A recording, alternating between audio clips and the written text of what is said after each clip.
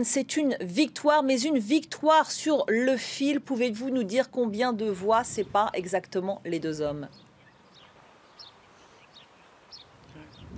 Oui, effectivement, ça y est, les Autrichiens connaissent enfin le nom de leur président et c'est un président qui a été élu avec seulement 31 000 voix d'avance. Les résultats officiels sont les suivants. Ils viennent d'être communiqués par le ministère de l'Intérieur autrichien.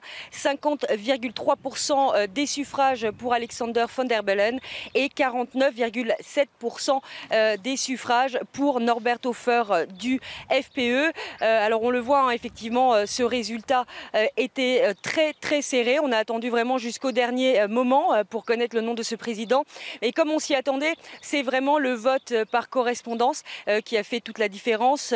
Ici en Autriche, plus de 700 000 personnes ont voté par correspondance. Et d'expérience, on sait que c'est un vote qui profite plutôt à la gauche. Une expérience qui s'est donc confirmée aujourd'hui dans ce deuxième tour de l'élection présidentielle autrichienne. Alexander von der Bellen a donc réussi à mobiliser de très nombreux électeurs, des sociodémocrates, de nombreux conservateurs, aussi les écologistes bien sûr, pour faire barrage à l'extrême droite autrichienne. Et c'est un scrutin qui a révélé un pays plus divisé, plus fracturé que jamais.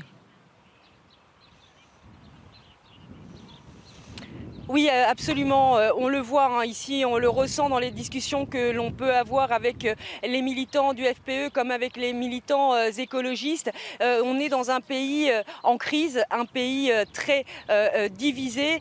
Ces résultats le montrent. Hein, la moitié des Autrichiens se sont rassemblés autour d'un candidat assez improbable finalement, hein, puisque c'est la première fois aussi qu'un écologiste, ou en tout cas un candidat soutenu par les écologistes, s'impose ainsi au deuxième tour d'une élection présidentielle.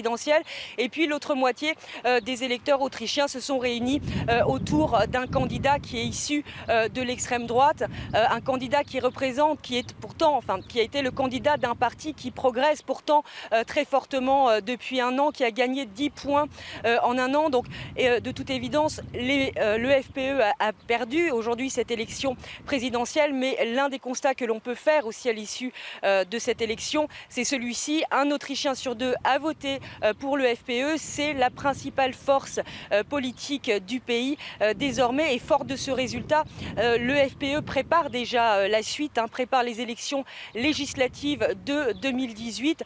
Les militants du FPE avec lesquels nous sommes entretenus ces dernières heures nous ont tous dit, même si notre candidat à la présidentielle n'est pas élu ce soir, ne gagne pas, ce n'est pas grave, puisque dans 2 ans, nous aurons un chancelier aux couleurs du FPE. Merci Anne, en direct de Vienne.